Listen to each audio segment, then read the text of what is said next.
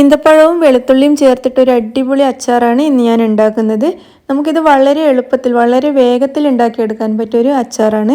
ബിരിയാണിയുടെ കൂടെ നല്ല കോമ്പിനേഷനാണ്. മാത്രമല്ല ഇത് കൂട്ടിയിട്ട് നമുക്ക് ദോശയും പത്തിലും ഒക്കെ നല്ല ടേസ്റ്റോടു കൂടി കഴിക്കാൻ പറ്റും. ഞാനിത് കൂട്ടിയിട്ട് നമ്മുടെ കണ്ണൂർ സ്റ്റൈലുള്ള പച്ചരി ദോശ ഉണ്ടല്ലോ അത് കഴിക്കാറുണ്ട്. നല്ല ടേസ്റ്റാണ് ഈ അച്ചാറും കൂട്ടി കഴിക്കാൻ. അപ്പോൾ എങ്ങനെയാണ് ഈ ടേസ്റ്റി അച്ചാർ ഉണ്ടാക്കുന്നതെന്ന് നോക്കാം.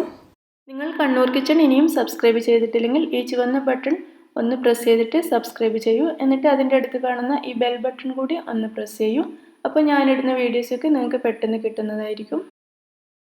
അപ്പോൾ അച്ചാർ ഉണ്ടാക്കാൻ വേണ്ടിയിട്ട് ഞാനിവിടെ ഈന്തപ്പഴവും വെളുത്തുള്ളിയും എടുത്തിട്ടുണ്ട്. അപ്പോൾ കുരു കളഞ്ഞ് കട്ട് ചെയ്തെടുത്ത ഈന്തപ്പഴം അരക്കപ്പും തൊലി കളഞ്ഞെടുത്ത വെളുത്തുള്ളി 1/4 കപ്പുമാണ് എടുത്തിരിക്കുന്നത്. ചെറിയ ഇന്ത്യൻ വെളുത്തുള്ളിയാണ്. വലിയ വെളുത്തുള്ളി ആണെങ്കിൽ കട്ട് ചെയ്തിട്ട് എടുക്കാം. ഇതിപ്പോൾ ചെറിയ ഇന്ത്യൻ വെളുത്തുള്ളി ആയതുകൊണ്ട് ഞാനിത് പകുതിയാക്കിയിട്ട് തൊലി കളഞ്ഞെടുക്കുക മാത്രമേ ചെയ്തിട്ടുള്ളൂ. അച്ചാർ ഉണ്ടാക്കാൻ വേണ്ടി ഞാനൊരു പാത്രം അടുപ്പത്ത് വെച്ചിട്ടുണ്ട്. ഇത് ചൂടാകുമ്പോൾ ഇതിലേക്ക് നമുക്ക് എള്ളെണ്ണ ചേർത്ത് കൊടുക്കാം. അതായത് നല്ലെണ്ണ. ഞാനിവിടെ 2 ടേബിൾ സ്പൂൺ എള്ളെണ്ണയാണ് ചേർക്കുന്നത്. എള്ളെണ്ണയ്ക്ക് പകരം സൺഫ്ലവർ ഓയിലോ അല്ലെങ്കിൽ വേറെ ഏതെങ്കിലും വെജിറ്റബിൾ ഓയിലോ ഒക്കെ ചേർത്ത് കൊടുക്കാം. അപ്പോൾ 2 ടേബിൾ സ്പൂൺ എള്ളെണ്ണ ചേർത്തിട്ടുണ്ട്. ഈ എണ്ണ ഒന്ന് ചൂടായിട്ടുണ്ട്. ഇതിലേക്ക് ഒരു 1/2 ടീസ്പൂൺ വരെ കടുക് ചേർക്കാം.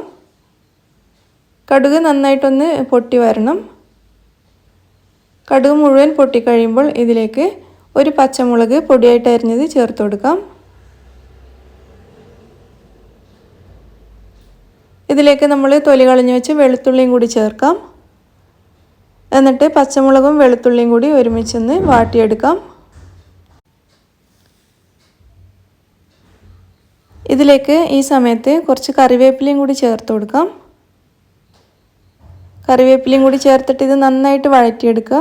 വെളുത്തുള്ളി നല്ല സോഫ്റ്റായി മാറുന്നത് വരെ വഴറ്റുക.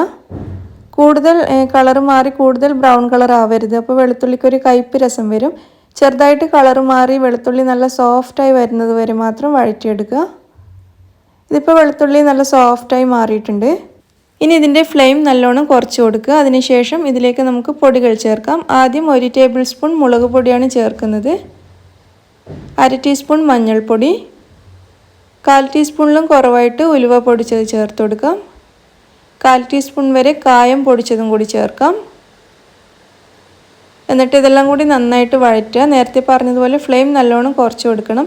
എന്നിട്ടും കരിയുന്നത് പോലെ തോന്നുകയാണെങ്കിൽ ഇതുപോലെ പാൻ ഒന്ന് പൊക്കി പിടിച്ചിട്ട് അല്ലെങ്കിൽ അടുപ്പത്തുനിന്ന് കുറച്ച് സമയം ഒന്ന് മാറ്റി വെച്ചിട്ട് ഇളക്കിയെടുത്താൽ മതി. പൊടികൾ ചേർത്ത് കഴിഞ്ഞാൽ കരിഞ്ഞു പോകാനേ പാടില്ല. അപ്പോൾ നമ്മുടെ അച്ചാറിൻ്റെ ടേസ്റ്റ് മൊത്തം മാറിപ്പോവും. അതുകൊണ്ട് വളരെ സൂക്ഷിച്ച് പൊടികൾ ചേർത്തിട്ട് നന്നായിട്ട് വഴറ്റിയെടുക്കുക.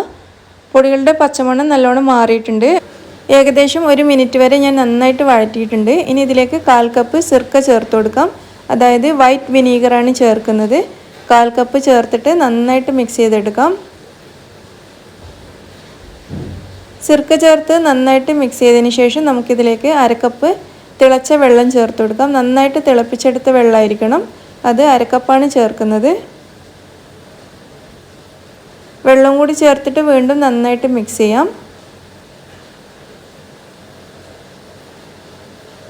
നന്നായിട്ട് മിക്സ് ചെയ്തതിന് ശേഷം ഇത് തിളക്കാൻ വേണ്ടി വെയിറ്റ് ചെയ്യാം. ഇതിപ്പോൾ നന്നായിട്ട് തിളച്ച് തുടങ്ങിയിട്ടുണ്ട്.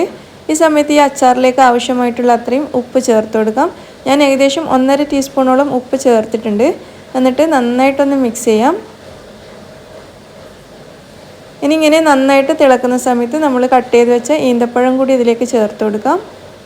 ഈന്തപ്പഴം കൂടി ചേർത്തിട്ട് വീണ്ടും ഒന്ന് നന്നായിട്ട് മിക്സ് ചെയ്യാം. ഈന്തപ്പഴം ചേർത്തിട്ട് വീണ്ടും ഒന്ന് ഇത് തിളച്ച് തുടങ്ങിയിട്ടുണ്ട്. ഈ സമയത്ത് ഇതിൻ്റെ ഫ്ലെയിം കുറച്ച് കൊടുത്തിട്ട് നമുക്കിതൊരു 3 മിനിറ്റ് വരെ വേവിച്ചെടുക്കാം. അപ്പോഴേക്കും ഈന്തപ്പഴം നന്നായിട്ട് വെന്തുടഞ്ഞ് നമ്മുടെ അച്ചാർ നല്ല തിക്കായി മാറിയിട്ടുണ്ടാകും. അപ്പോൾ അത്ര വരെ നമുക്ക് വെയിറ്റ് ചെയ്യാം. ഒരു 2 മുതൽ 3 വരെ മിനിറ്റ് സമയം മാത്രം വേവിച്ചാൽ മതിയാവും. നല്ല സോഫ്റ്റ് ഈന്തപ്പഴമാണെങ്കിൽ 1 മിനിറ്റ് വേവിക്കുമ്പോഴേക്കന്നെ അച്ചാർ നല്ല തിക്കായി മാറിയിട്ടുണ്ടാകും. ഇതിപ്പോൾ കുറച്ചൊരു ഹാർഡായിട്ടുള്ള ഈന്തപ്പഴമാണ്. അതുകൊണ്ട് ഒരു 2-3 മിനിറ്റ് സമയം എടുക്കും. അപ്പോഴേക്കും ഈന്തപ്പഴം നന്നായിട്ട് വെന്തുടഞ്ഞോളും. ഇപ്പോൾ 2-3 മിനിറ്റ് കഴിഞ്ഞിട്ടുണ്ട്. നമ്മൾ ഈന്തപ്പഴം വേവിക്കാൻ വെച്ചിട്ട് നമ്മുടെ അച്ചാർ ഇവിടെ നല്ല തിക്കായി മാറിയിട്ടുണ്ട്. നിങ്ങൾക്ക് കാണാൻ പറ്റുന്നുണ്ടാവും. നല്ല കട്ടിയായിട്ടാണ് ഇരിക്കുന്നത്. ഈ ഒരു പാകമാകുമ്പോഴേക്കും നമുക്കിത് തീ ഓഫ് ചെയ്തിട്ട് അടുപ്പത്തുനിന്ന് മാറ്റാം. ഇതിപ്പോൾ നല്ല പാകത്തിലായിട്ടുണ്ട് അച്ചാർ. അടുപ്പത്തുനിന്ന് മാറ്റിയിട്ട് തണുക്കാൻ വെക്കാം. അച്ചാർ നന്നായിട്ട് തണുത്തിട്ടുണ്ട്. തണുക്കുമ്പോഴേക്കും ഒന്നുകൂടി തിക്കായി മാറിയിട്ടുണ്ട്. നിങ്ങൾക്ക് ഇനി ഇത് കുറച്ച് ലൂസാക്കി എടുക്കണം എന്നുണ്ടെങ്കിൽ കുറച്ച് വിനീഗറോ അല്ലെങ്കിൽ തിളപ്പിച്ചതിന് ശേഷം തണുപ്പിച്ചെടുത്ത വെള്ളമോ ചേർത്താൽ മതി. അപ്പോൾ എനിക്കിങ്ങനെ ഇത് നല്ല തിക്കായിട്ട് ഇരിക്കുന്നതാണ് ഇഷ്ടം. ബിരിയാണിക്കൊക്കെ ഇതുപോലെ കഴിക്കാനാണ് നല്ല ടേസ്റ്റ്. ഇത് ഞാനൊരു കുപ്പിയിലേക്ക് മാറ്റിയിട്ടുണ്ട്. ഇത്രയേ ഉള്ളൂ, ചെറിയ ക്വാണ്ടിറ്റിയാണ് ഞാൻ ഉണ്ടാക്കിയത്. നിങ്ങൾക്ക് കൂടുതൽ ക്വാണ്ടിറ്റി വേണമെന്നുണ്ടെങ്കിൽ അളവ് അതിനനുസരിച്ച് മാറ്റിയാൽ മതി. അപ്പോൾ ഇത് നമുക്ക് മാസങ്ങളോളം ഇതുപോലെ അടച്ചു വെച്ച് സൂക്ഷിക്കാൻ പറ്റും. അപ്പോൾ നിങ്ങളെല്ലാവരും ഇതൊന്ന് ഉണ്ടാക്കി നോക്കിയിട്ട് അഭിപ്രായം അറിയിക്കുക. ഇഷ്ടമാണെങ്കിൽ ലൈക്ക് ചെയ്യുക. നിങ്ങളുടെ ഫ്രണ്ട്സും റിലേറ്റീവ്സും ഒക്കെ ആയിട്ട് ഒന്ന് ഷെയർ ചെയ്യുക. താങ്ക്